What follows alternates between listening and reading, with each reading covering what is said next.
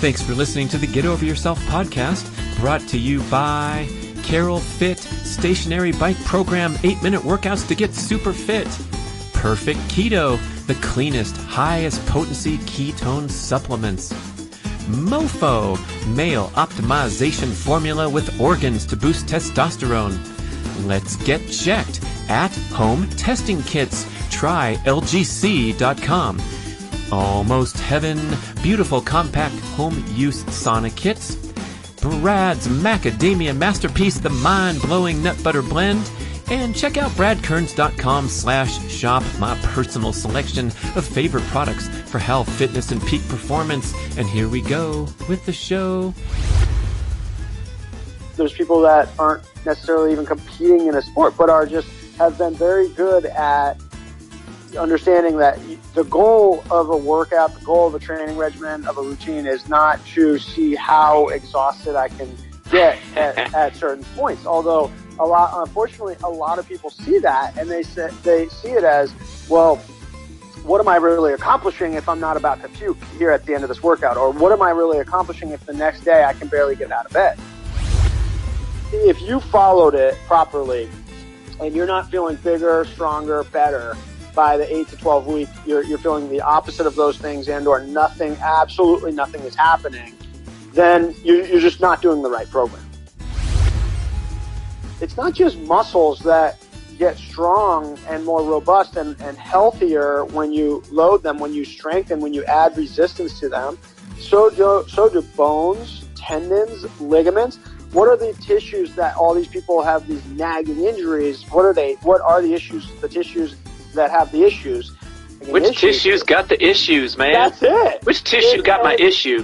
And it's the tendons, the bones, the ligaments. Yeah, sometimes it's muscular, but a lot of times it's those itises, that we are diagnosed with by a doctor. Say, well, let's try a shot. I want you to rest it. I want you to ice it. And basically what they're saying is, I don't know what else to do with this.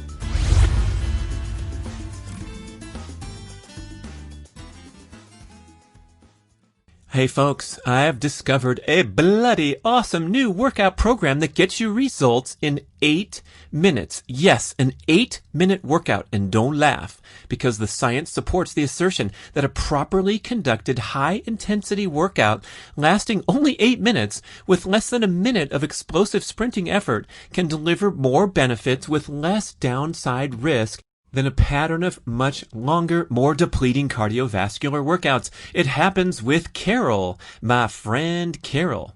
CAROL stands for Cardiovascular Optimized Logic. It's an artificial intelligence-powered interactive exercise bicycle that learns to apply the exact resistance you need to get fitter over time. This thing is cool. We're friends. I hit it hard. I get benefits. I get results. Basically, what you do is you go into the program on the screen, you warm up for a bit, you hit an all-out 20-second sprint, you recover for a few minutes, you blast another 20-second sprint, see how high you can get your watts up there like the Tour de France guys, you cool down, and you're done. The video guy on the Carol Fit AI website is wearing a suit and tie because the workout is too short for you to break a sweat. Yes, it's hip, it's slick, it's high tech, but it's also legit because the short sprint elicits a cascade of hormones into the bloodstream that prompt fitness breakthroughs and turbocharge fat metabolism around the clock.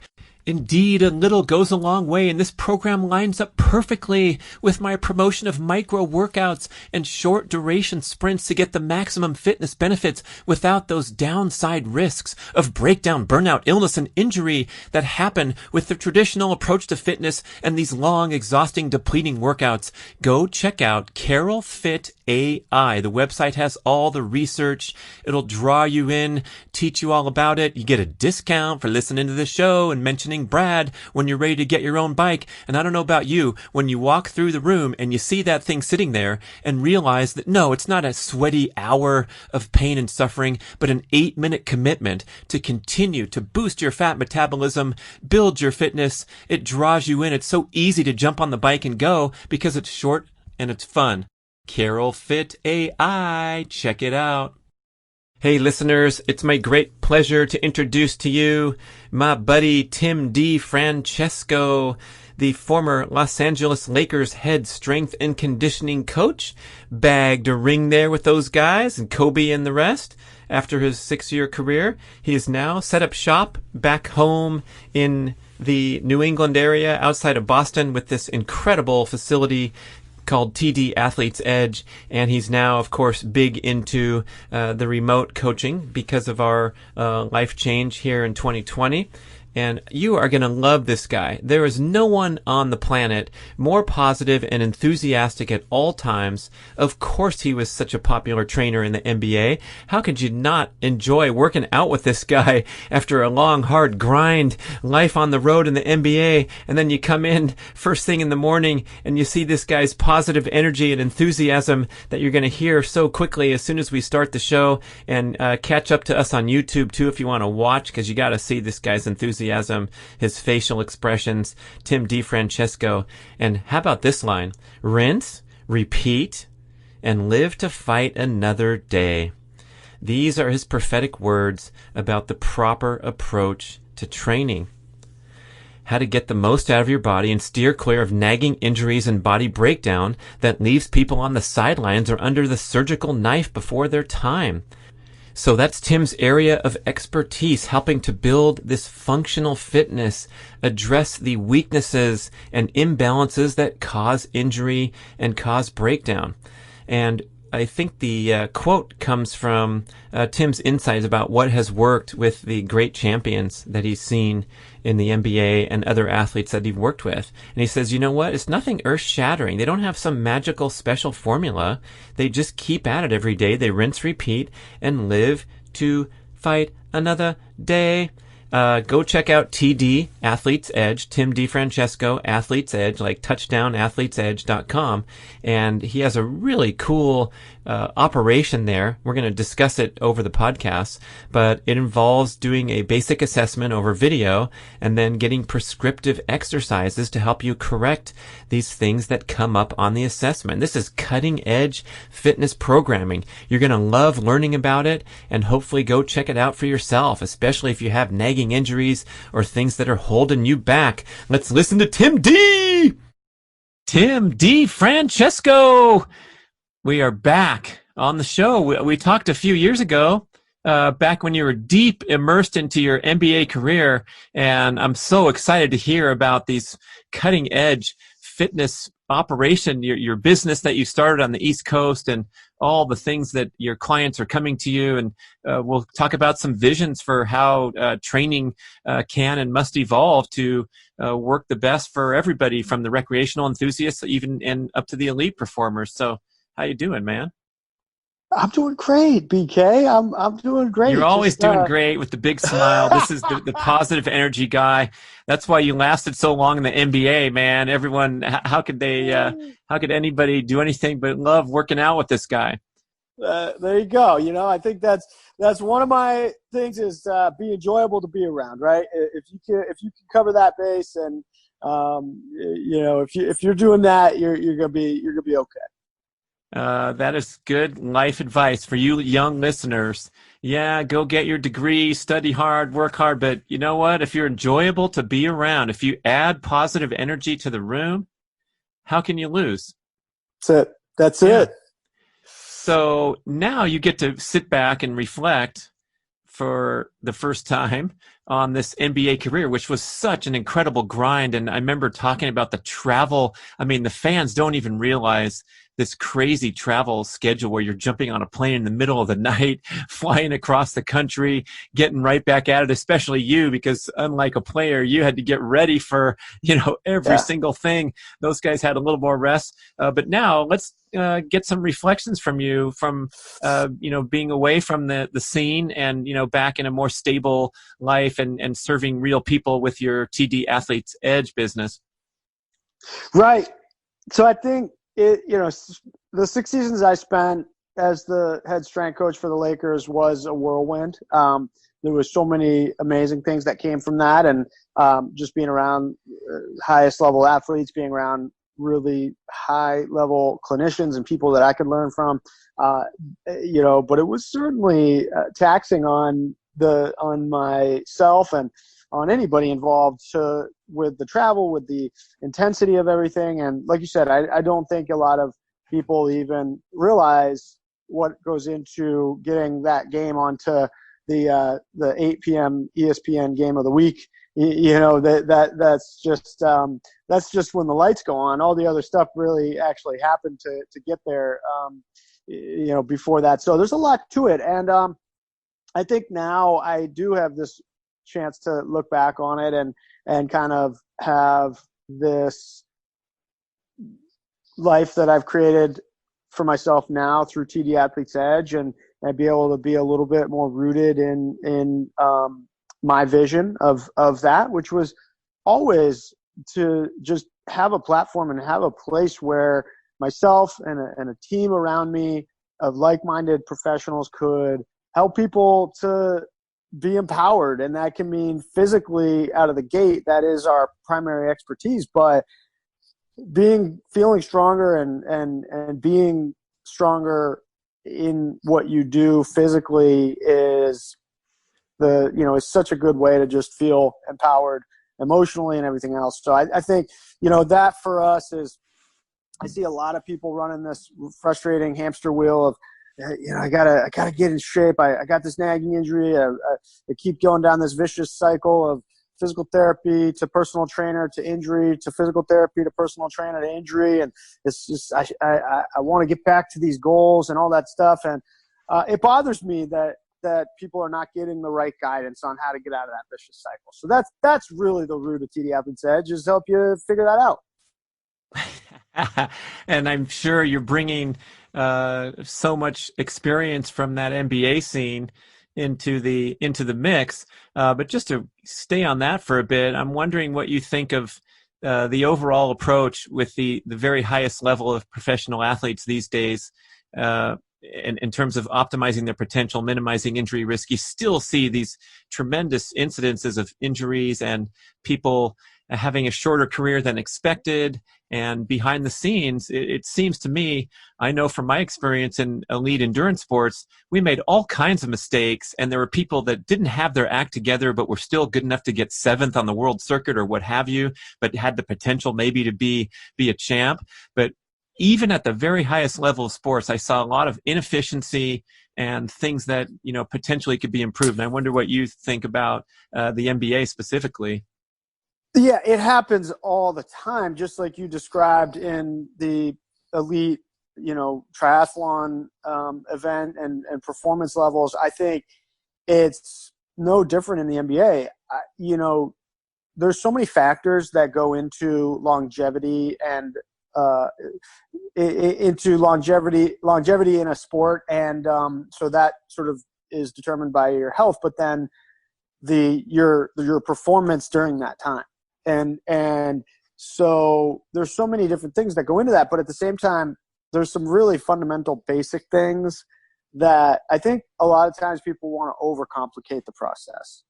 And if you're talking about in the NBA, if the players that I saw that were able to reach their legit potential levels and do that and stay healthy in doing so were the ones that they just created a routine that worked for them, that they could repeat and do over, rinse, do it, repeat, and it was not earth-shattering stuff that they were doing.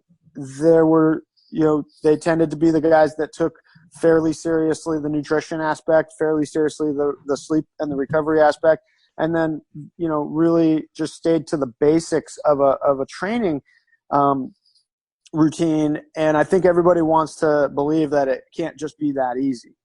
And so then you run this thing of trying to get overcomplicated. You add so many steps to your system that it's not able to be repeatable, and you get overwhelmed, and you end up with no system. You end up with no routine, and you're ending up like, let me jump from this. Well, this didn't work. Let me try this. This didn't work. Let me try this.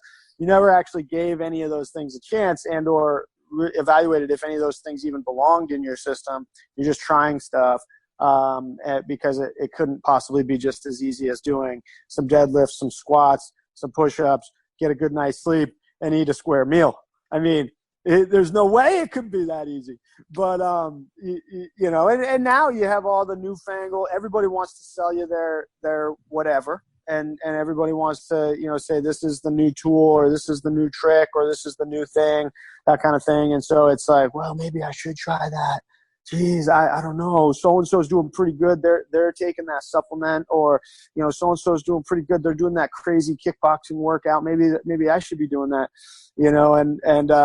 So I think it just comes down to a lot of that, trying to simplify things, is where I found guys that could put together more of a results-driven process.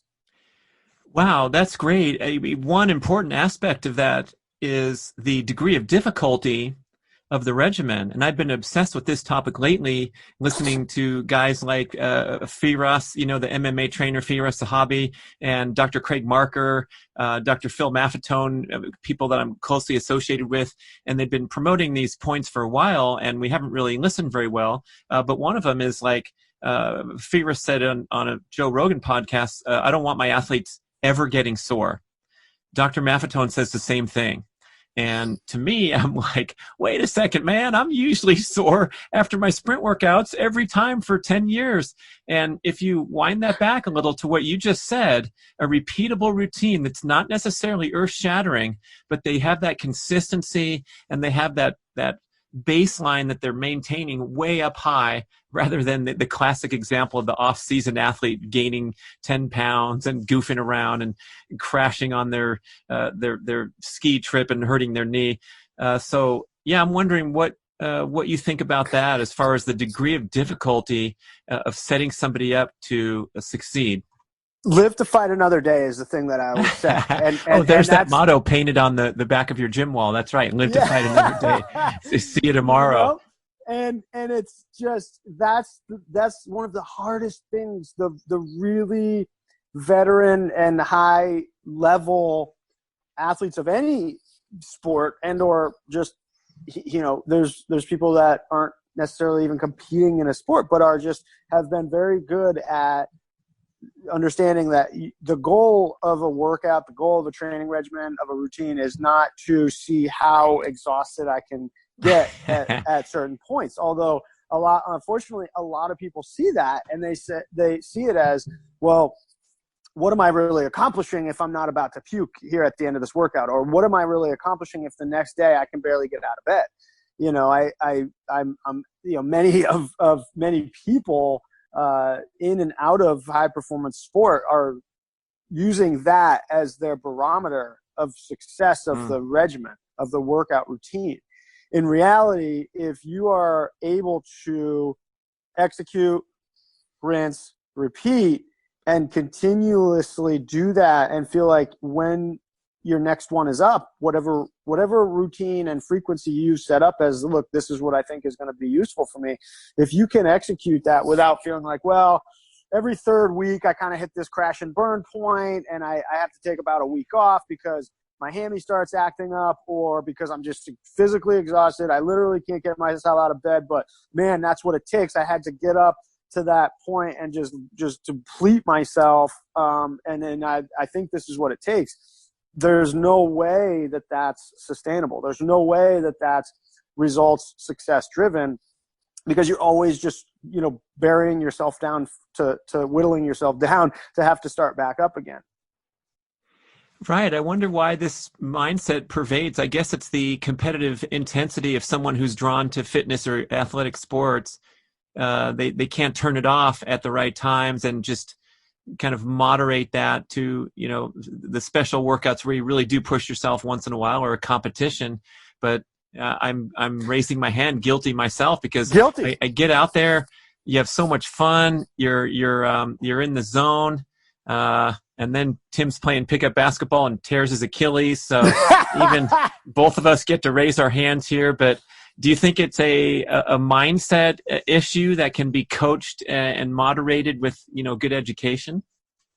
Yeah, I totally do. I think it's, you know, There's two parts of it. I think you have to have the right sort of coaching and guidance and the trust in that person to say, I mean, we have this conversation with many of our members that start working with us is, this is not going to be like the boot camp you dove into, 3 months ago. This is not going to be, the goal here is not to see if we can crush you. The goal here is to see if we can build you up and make you last forever. And so you cannot take the same approach in those two agendas. And so, like you said, completely guilty in many areas of my life, not just in how I approach working out. I mean, it's been ingrained in our heads from youth sport coaches, from, more is better, people saying, harder, you got to, this is what it takes, that kind of thing. And so it's like, well, I mean, how could all of those people all my life have all been wrong and say that it's not necessarily just train harder, it's train harder and smarter. And then breaking that is really hard because you have sort of like this built-in barometer that, okay, for this workout to be good, I need to feel this much pain, either during or after. If I'm not, then how can this possibly be effective? I want my time and my effort to be useful and valuable, so I got to ramp it up a notch. On Tim programmed for me only 3 of 6. I got to 6 and I felt fine. I didn't feel exhausted. I better do 6 more. And then all of a sudden, and this is where, we always have this little dance we do with a lot of people that we're working on, just helping them to shift this mindset is, go ahead. And this is the second thing of what I mentioned. Go ahead and learn it the hard way. Do 12 of them on that exercise instead of 6, and then do that on a couple other exercises I programmed for you. And now all of a sudden, let's see how you're feeling. Like, not so good all of a sudden. And it's all, oh yeah, okay. So let me try this 6 rep thing and see what happens, and walk away from the set feeling like I had a little left in the tank. And that's uncomfortable but let me just trust in the process. Oh my gosh. By the end of that 3rd week, I'm usually in my bed for the next week trying to recover for another round. And yet I'm ready to go. What do I do, coach? Like, put me in. Put me in. Oh, mercy. So, do your clients embrace this pretty well when you have that chance to guide them? They're under your care in the gym, and your team is constantly convincing people to tone it down, execute the motions with correct form rather than adding more weight and those kind of things. Yeah, I think there's always a little bit of, like I do with our new members, that they're used to things being a certain way, and then a month in is usually where we have a sort of the scales tip for people, because it's like, whoa. Usually a month into a new work routine I tried, workout of the month, I'm toast. I'm exhausted. I've got my shoulders cranked up on me. But you know what? This is what it takes. And this is weird. A month in, I feel like I feel great. Like, I feel like I could do more. And this is what I say to people on the very first assessment is, I want you saying in the first month, you finish your workouts with us saying, I definitely could have done a little more of that workout, but I feel pretty good. Even if you say, and a third thing to that statement is, and I don't know if this is okay because this isn't what I usually feel. That's okay. Like, trust in this process a little bit long enough. And I give people a heads up. Look, 12 weeks is a physiological window for you to be able to feel like you've put in the routine for a continuous effort 12 weeks in a row. If something isn't really quite positive by that point, or within the 8 to 12 week period of that time, then look, the program wasn't right. I mean, if you followed it properly and you're not feeling bigger, stronger, better by the 8 to 12 week, you're feeling the opposite of those things, and or nothing, absolutely nothing is happening, then you're just not doing the right program. Well, it's hard to imagine a sensible program coming up with no results after 12 weeks, and I would probably venture to guess that people aren't executing it properly, and then I would Right. say that for the most part, people are overdoing it, or there's some missing Right. link there, like the sleep and the nutrition you mentioned. No doubt. Yeah. So I guess the nagging recurring injuries is a huge deal in your Yeah. game. And it seems like a lot of your time and energy and attention is put there with the videos that you put out, and the content is addressing functional weaknesses and things like that. So maybe we can just get into that topic, discuss some of the most common ones, and how to alleviate. I guess it would be knee, shoulder, back, if I'm guessing. But let's hear it, man. What's going on out there? Yeah, I mean, when I was with the Lakers, I started to realize. I mean, before that, I worked as a doctor of physical therapy in a outpatient PT clinic. I was seeing young kids come in with nagging injuries that there's no way kids that age should be having. I was seeing, I mean, it doesn't.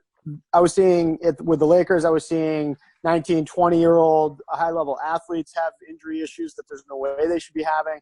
But then it became a piece that kind of put it all together for me is, but why am I also having people in their 40s, 50s have, reaching out like, hey, what do I do about this? I gave up running. I know I'm never going to run again, but, what's the surgery for me to do for my knee? I've got 3 options according to the doctor. I'm like, hang on a second. Like, you're only 40 or 50. Let's not even get into the whole conversation of why are there 9-year-olds or 19-year-olds coming in with these weird things that shouldn't be happening. But same with 40 or 50. Why are we saying like, well, I'm 40 or 50. I just, it was a good run. Next step is surgery. I hope everybody has fun from here. I'm done. I exhausted everything that I'm capable of. Like, no way. Like, there's no way that could possibly be what we signed up for. And so there's just, the frustrating piece on the first part of it is we kind of debunk that is why are clinicians, physical therapists, personal trainers, and medical doctors, chiropractors feeding information that is, yeah, well, your knee is garbage, your back is degenerative, your shoulder is there's arthritis in there. It's you're broken. Look, you're broken. I don't know what to tell you. Maybe we can fix you up. It's probably going to take a shot, a surgery, whatever it is. And I just, I've been guilty of falling into that sort of mindset from both the end user and the clinician standpoint at times, until I finally just got fed up and said, there's no way this is the way that this has to happen. And so once I did realize that there's this really beautiful, sleek, powerful hammer that we can use to get the carpentry right on this issue, is loading, is strengthening. And you start to realize, like, wow, it's not just muscles that get strong and more robust and healthier when you load them, when you strengthen, when you add resistance to them. So do bones, tendons, ligaments. What are the tissues that all these people have these nagging injuries? What are they? What are the issues, the tissues that have the issues? What are the issues, the tissues that are creating the nagging issues? Which tissues got the issues, man? That's it. Which tissue got my issue? And it's the tendons, the bones, the ligaments. Yeah, sometimes it's muscular, but a lot of times it's those itises, that we are diagnosed with by a doctor. Say, well, let's try a shot. I want you to rest it. I want you to ice it. And basically what they're saying is, I don't know what else to do at this point. Look, just stop doing that thing that you absolutely love to do. That thing that gives you peace of mind and vigor and just really fills your cup. Stop doing that. Maybe stop doing that forever. Why don't I give you a shot? Why don't you put your feet up on the table and just watch some soap operas for a little while? I think your pain will go away, and then you can thank me later. Well, I mean, we've all tried that. What the heck happens? I mean, we of course we feel better. We feel a little bit better after a week or two of not doing, something that was maybe aggravating an area. The area gets less aggravated and like, oh my gosh, this is working. Great. Well, what are you going to do though? You're going to go back to try doing something or something similar to those activities. And guess what happens? It comes right back. Oh, how about plantar fasciitis? When you take time off, it gets worse. I mean, I assure you, it is the most mind-blowing thing. I remember having a nagging case for many years when I was racing triathlon, and I finally said, you know what, this winter, I'm just going to bike and swim. I'm going to heal this thing once and for all. And I took 6 weeks off, not running a step. And when I started running again, man, that thing was flaming like a blowtorch like never before. Because I'd lost the blood circulation and the strengthening and the training effects. So now we enter the realm of functional fitness and rehab and the things that you do well. This is it. This is the vicious cycle. You pointed that out so well. Is okay. Let me go away from that sport activity for a while. Then I'll dive right back into it because I'm a young, healthy, just enthusiastic person in this, and I can jump right back into it.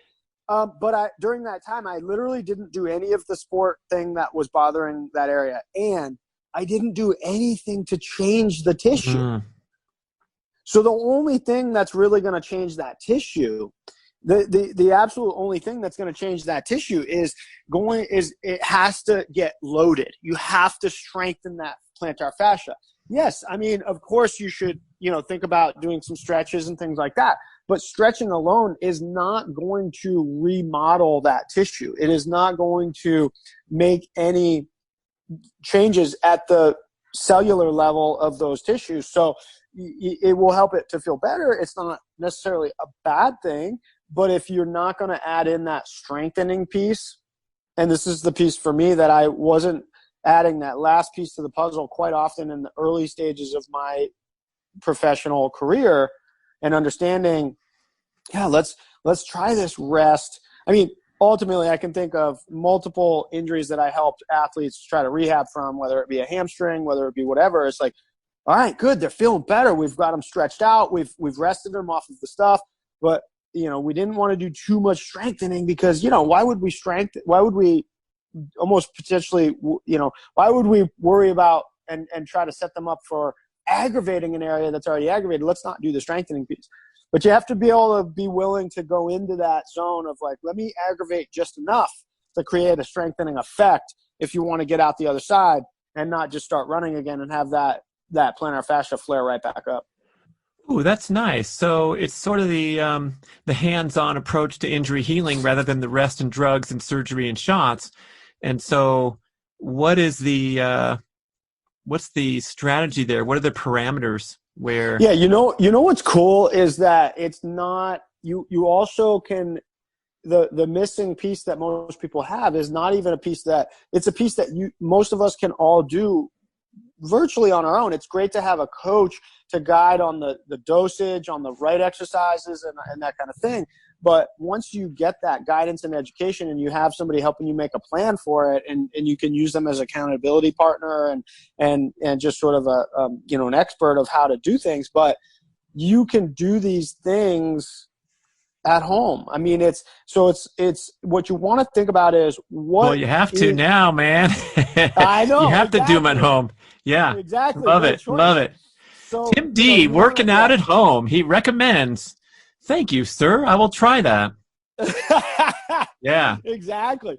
So you have to sort of identify what are the tissues that are irritated. What types of tissues? So is it bone, tendon, or ligament, or is it a so let's take two tissue examples. Let's look at the meniscus of the knee. That's a commonly irritated knee issue, versus the patellar tendon of the knee. We get this jumper's knee pain in the front of our knee area.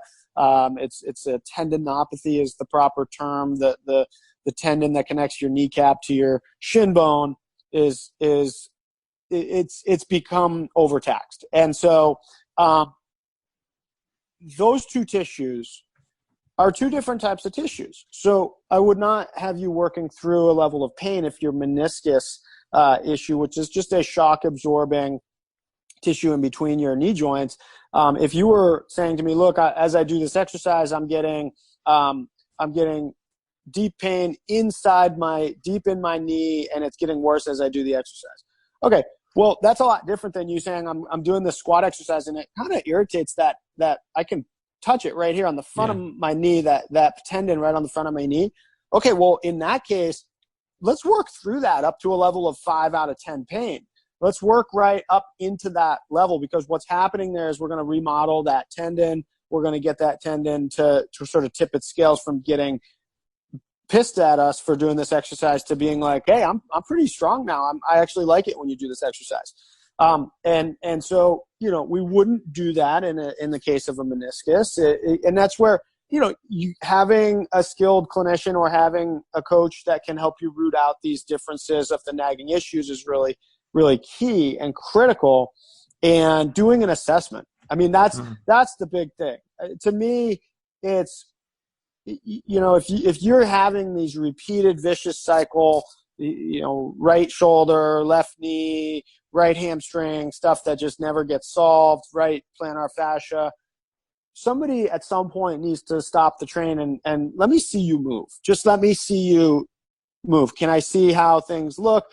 Okay, that gives me a picture. That combined with what you're doing, combined with what your goals are, combined with, what it is that you're, what I found from this assessment as you move, now we can target these areas the right way. And I can coach you and say, look, Brad, I don't, from that if I am sort of now determining, okay, it seems to me you've got a irritated meniscus on this side. I don't want you to work through the pain on this one, but working through some pain with that plantar fasciitis and having you do those heel raises right up through to a level as 5 out of 10 pain, that's what you're going to need to do to tip the scale back to a strong plantar fascia that isn't just stretched out and rested.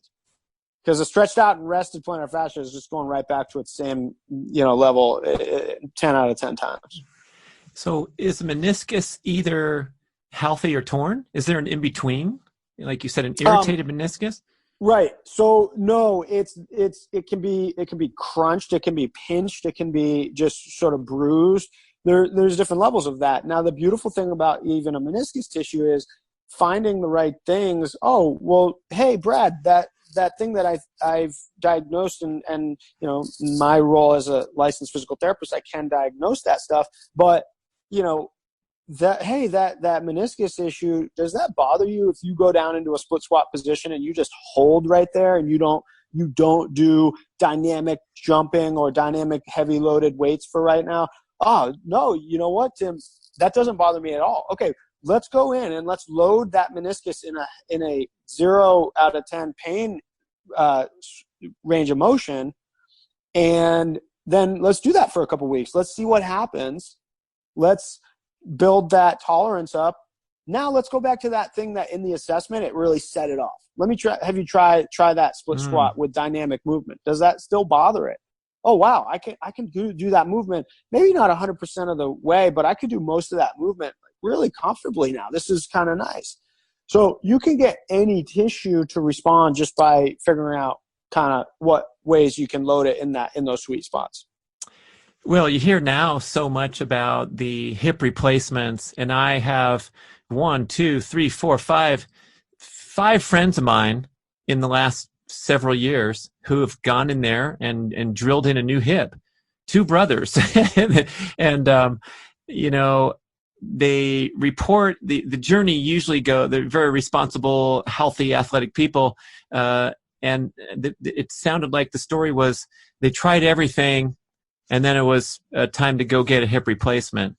And is this, do you challenge that? Or is that sometimes the end game where just nothing helps? Or can there be some unexposed?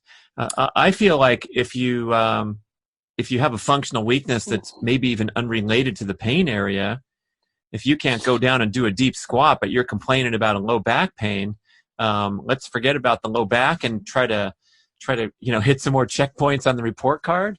Yeah, I definitely challenge that. I regularly have people that I'm talking off of the ledge of total hip replacement surgery. Now, look, sometimes you have a level of wear and tear that has happened for multiple reasons over time. You did, a bunch of things that maybe you did too much of in improper form ways over the years, and you just, you didn't do a lot of stuff to strengthen or whatever. Sometimes you get to a point where, okay, we have exhausted. Now, most of the time when people say I've tried everything, they haven't tried everything. They've tried a bunch of things. and they've tried just throwing a bunch of things at the wall, but you didn't try everything. You didn't try everything in a really systematic way. Most of the time, I find, look, I've had cases where somebody's got a doctor saying to them, I think you're at the point where it's time for total hip surgery. And I work with them and we get them on a routine, and suddenly they're like, no, I can get another couple of years out of this, at least if I'm going to feel like the way I'm feeling now, by strengthening the right areas, by loading that joint properly, just enough to build its tolerance and that kind of thing. And if, I'm being honest, sometimes there are cases where, okay, let's try this conservative effort this last, period of time and see if it will respond. Doesn't respond. It depends on sort of where it's at when they get to us, so to speak. But so, you can't, sometimes they're at that level where it's just, look, this is the time for that. And the cool thing is the level of surgery now is so high that it's not this sort of death sentence either. So if you are at that point and you have exhausted a really systematic approach to loading the hip joint, mobilizing the hip joint, trying to see if you can get it to respond to, things without having to go the surgery route, and you have to go to the surgery route, it's not the end of the world. But I often find people have not done everything. I'm referencing my torn meniscus at age 39, and I went in and got a quick checkup, and the recommendation is surgery, but my physical therapy friend said, why don't you try these exercises? And it took me 6 months before I could run a step without pain. But I finally got to a point where the thing completely healed without surgery, which some people claim is impossible when it comes to the meniscus. There's no blood flow there. It can never get better. You need to cut it out. But I just wanted to try it. And in contrast, the athletes are getting these meniscus surgeries now, and they're on the court 3 weeks later. And so, arguably I could have sacrificed some tissue and dealt with this thing. Your neighbor, Joan Benoit Samuelson, the great Olympic runner, in 1984 Olympic trials, she had meniscus surgery and ran the trial 17 days later, the greatest, fastest recovery ever. But I felt like I was in no rush. I wasn't, getting paid to play in the Western Conference of the NBA. And so I took my time, and oh my gosh, I'm so thankful 15 years later now that I didn't cut out any shock absorbing tissue there, because that's, it's a short-term solution for pain relief and whatnot, but you're making a big sacrifice it theoretically. 100%. I mean, that's a great example, because it's there. It comes down to the willingness to kind of put in the reps of what it took you in those 6 months period of time to kind of, doctors tell me 6 weeks later if I have the surgery, 6 months versus 6 weeks. I don't know if I want to put in that time, but down the road, you're pretty thankful that you didn't have some doc go in there and shave out half your meniscus. Oh, mercy. So these assessments are so fascinating to me. And I remember I went down to the Lakers training center and filmed you. Oh, no, we couldn't do it filming at the Lakers. Sorry. We went down the street to another gym that my buddy owns. And we got this all on the Primal Endurance Mastery course videos, the assessments that you put potential draft prospects through to see if they've been trained properly and what their injury risk is now. And this is exactly what you did to me when I signed up for your program at TD Athletes Edge. And it's so cool. And I just want to know, where did you develop these benchmarks and these ideas and you're asking, just to listeners understand, you're asking the listener to go through a sequence of moves on FaceTime, And you didn't cheat, man. You didn't tip me off of what you were looking for. You just told me to go into a lunge and come back out. But secretly, you're looking to see whether my core engages or whatnot. So describe that that modality and how you like to deal with clients, especially now remotely because you were forced to. But this means that anyone can engage with the TD Athletes Edge program and get filmed and then get the corrective exercises. Right. And so my goal with the assessment is to identify the quality of movement that you have in the basic movements that we look at. It is not to come up with a test that you can't do. Okay. So my goal is to have you do and be able to do these movements so that I can see the quality of those movements. I need to identify the areas where there may be either a strength deficiency, a balance deficiency, or a mobility deficiency, range of motion deficiency.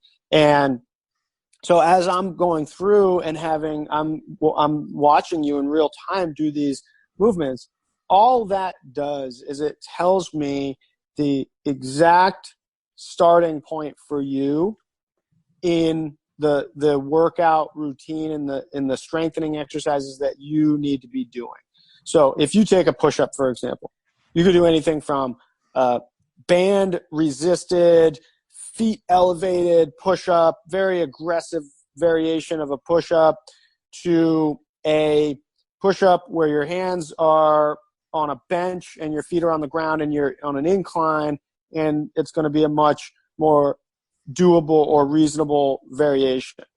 I just need to know, when I ask you to do a push-up from the floor, what you execute in front of me tells me where on that spectrum, if I'm going to program for you a push-up variation within our system, we are going to work on horizontal pressing, strengthening, as we would call it, from your upper body. And a push-up is a very viable exercise within our system. We just need to know what variation you need to begin at, or is proper for you to begin at. So I'm looking at all those things. Same thing with a squat, same thing with a lunge, same thing with a with all of these movements that you went through when you did our assessment with me, and being able to then show me, combine that with what you've said your goals are. What are the sports that you're doing? What are the repetitive actions that you need to be ready for? And then that feeds us into using our templates and systems of what we've designed to be able to lay out total body strengthening, but with focuses in the areas that you personally need. So every client that's remote or coming into the gym has sort of this prescription custom approach where you're taking them through the specific workouts that they need to rehab, prevent injuries, cover their weaknesses, things like that. Yeah, exactly. And I mean, let's take you for example. I mean, you came in saying, look, my left hammy, little sciatica type stuff, little crankiness going on there. I do a lot of this action where I'm, where you're prepping for the high jump work that you have to do, and whether it's sort of the extension of that action through your low back and or the leaping off of one leg, getting up into that action over and over and over and over again. There's something in those areas that is not built up a capacity for the repetitions you're asking it to do. And so, what I'm looking at is, okay, how are we going to, in your case, what you and I talked about was, what is your performance need? And then what is the need that those tissues have just tolerance-wise to be able to do that? So your performance need is to be able to produce force into the ground and get up as high as you can. That's the concentric aspect of jumping and getting up. On another example, and you and I talked about this, is for a basketball player, yes, they need to get up and think about how can I get up and dunk the basketball, but then they're going to have to land. So your landing in your unique case is not necessarily the performance need, because I you're got a landing. pad, man. Exactly. I got a pad. You just need to be able to push as much force into that ground as you can and propel yourself as high vertically up and over that bar as you can get. And so how do we prepare those structures to be able to do that? And that's the reason for doing the assessment. That's the reason for doing an intake form. That's the reason for, getting to know every person before they enter into our training methodology, and being able to have each person get a customized approach into, what they're doing. Not only what your performance need was, but what is your nagging injury puzzle that you're trying to solve. Because I rarely come across people that come to us that say, nothing, I got nothing. I don't have a single nick, bruise, zero, no. Come on. I mean, that nobody's driving around a brand new car off the lot. Okay. So so it's very, very, it's abnormal. And I'm questioning if I believe you, if you tell me I have zero issues and have never suffered. Not working out that hard if you do. Yeah, exactly. And so, And so, those two things being identified in that assessment process is exactly what we're going to zero in on, your performance need and then your nagging injury puzzle. We're going to help you to fuel both of those. So, since it's a podcast episode, I want to give some general audience helpful hints.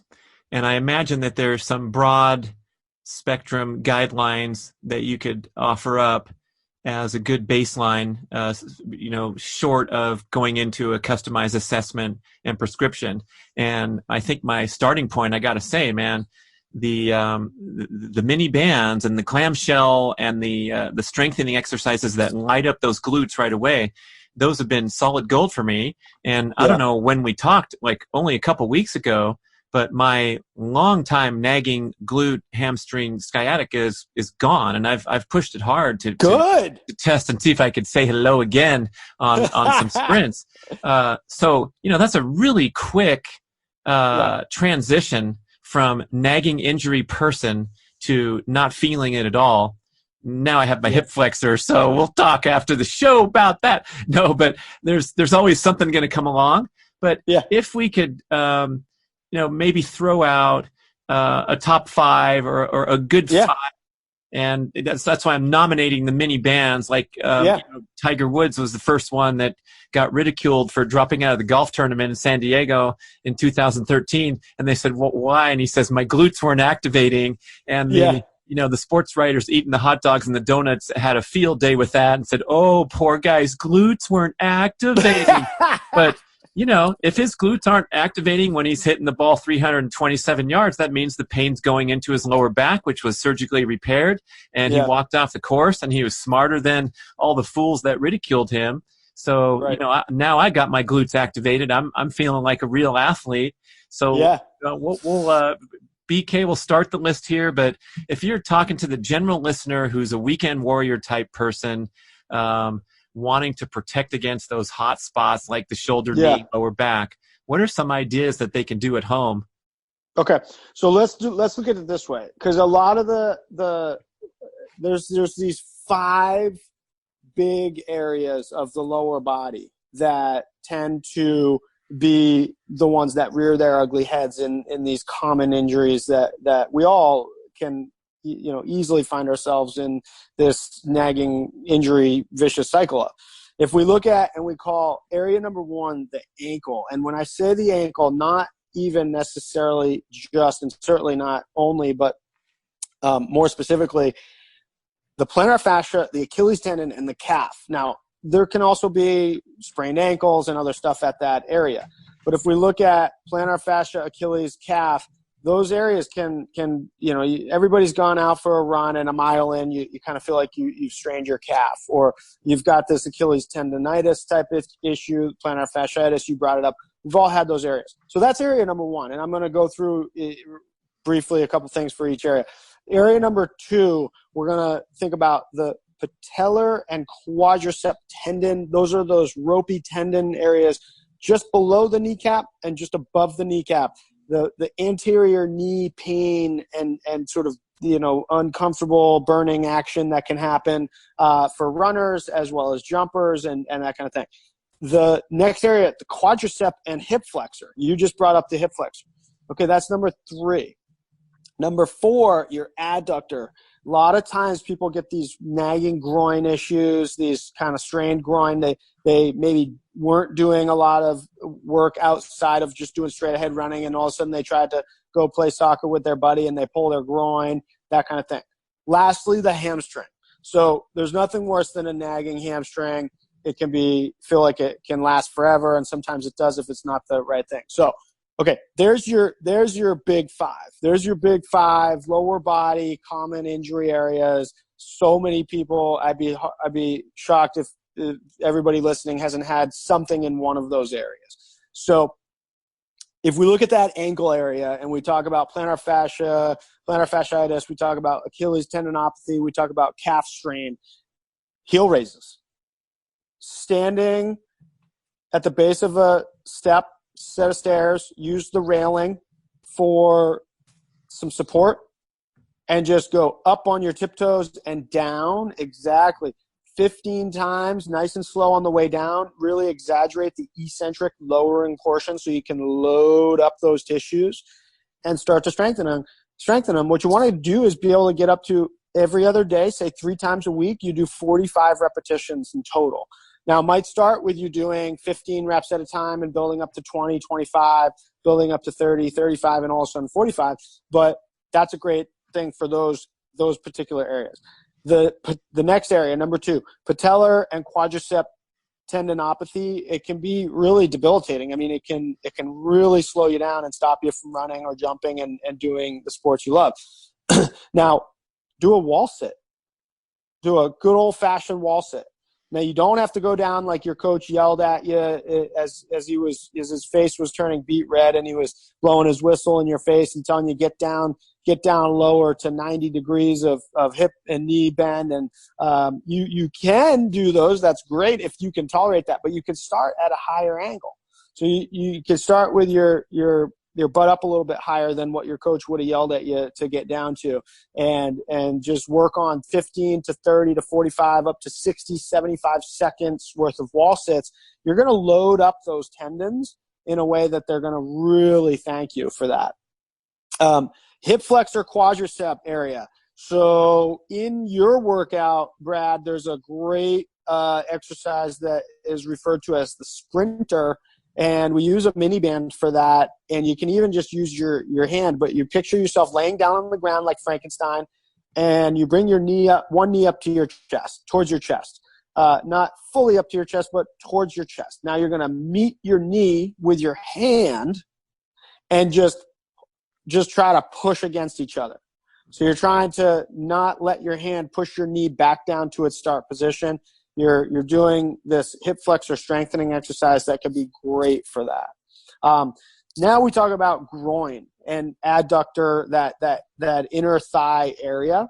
And there's an exercise for this that can be great, which is lay on your side, cross your top leg up and over your bottom leg, and now lift your bottom leg to the sky. So you're just lifting your bottom leg upward. It almost looks like we're in the warm-ups of Jane Fonda's workout video. And you should have an ankle weight strapped to the bottom of your ankle and a headband on, and we're back to the 80s. Spandex. But, some of those things were tried and true, and we had some good methods there. So just doing what we call a side-lying bottom leg lift is a great exercise for building up that adductor groin strength. Most people get a groin pull and they say, okay, I'm going to leave it alone. I'm not going to do anything for this for a month. And it goes away. But you also, it got weaker during that time because you stayed away from it and you didn't do anything to improve the quality of the tissue. So you want to strengthen things as quickly as possible. So the problem with that one is the name's too long. So I think we should call it the Jane Fonda or something instead of the side lying bottom leg lift. Oh my gosh. We got the Fonda. The TD Jane Fonda or something. Let's go. Let's get it with let's go. I'm with it. So then the last thing is those hammies. And so what you want to think about with those hamstrings, I often find that so there's a gold standard hamstring exercise called the Nordic hamstring curl. It's an aggressive exercise, and we usually don't start people with this. But in the case of the hamstring, the Nordic hamstring curl variations are absolutely. We are always trying to work our members up to being able to do some version of those, because if you can do those and if you regularly load your hamstrings, what you can picture is a partner is you're kneeling and a partner is behind you, just holding their hands on your ankles. So they're gluing your shins to the ground.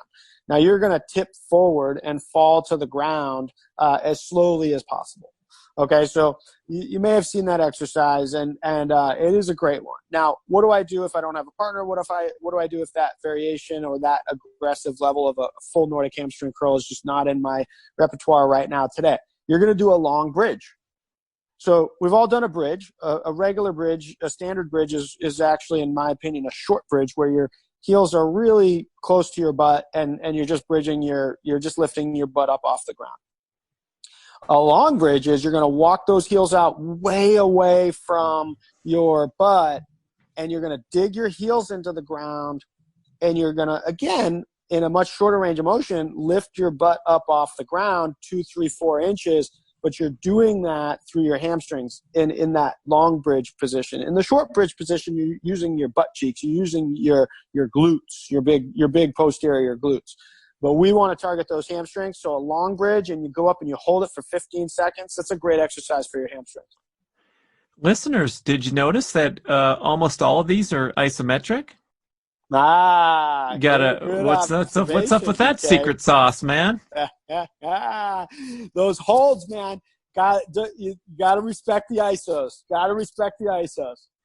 So that isometric hold action, especially early on, yeah. So is there a rationale? Like, this is, I guess, a safer move too if you have that injury. Like you talked to me on my assessment that moving will aggravate it, but doing some iso holds will strengthen it without that aggravation component. Right. There's two beautiful parts to the isometric hold. It's such a great way to start the loading tolerance of an area, because you're going to a spot and you're holding. You're not dynamically grinding through the range of motion and potentially aggravating already aggravated or susceptible injury